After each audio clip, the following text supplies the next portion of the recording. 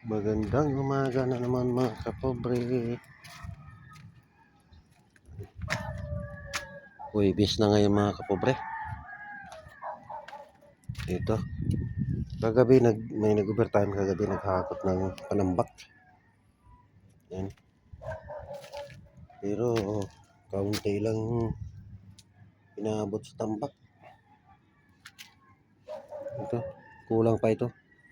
Yun ang malaking tambakanan. Saka ito.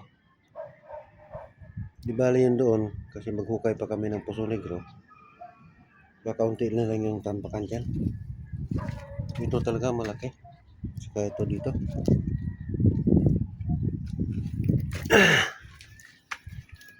Meron namang nabibili dito. Ang mahal ng panambak dito. Elf lang na maliliit. Yung ano lang ba? Tag 1.5 ang isang biyahe. Nako. Ayun o, isang biyahe. Ay halos 2 biyahe na yan. Hindi pa napuno. Mababaw lang yan dyan. 1.5 ang bayad. Ayun. Yung butas na yan. Yung 3 truck dyan. Siguro yun ang makapuno. Eh magkano na yung 3 truck? Hindi naman talaga truck na dump truck yung 10 wheelers. Maliliit lang na mga elf. Dito na umupa na yung tubig kahapon na malalim na dyan. Tatapusin namin paghukay ito ngayon. Sana hindi na naman ulan. Maambol yung medyo malilim-lilim ang kalangitan na naman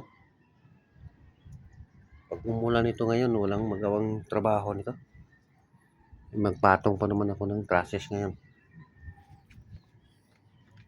Turbo itong ulan. Imbes nagmamadali ako, tuloy itong inabala.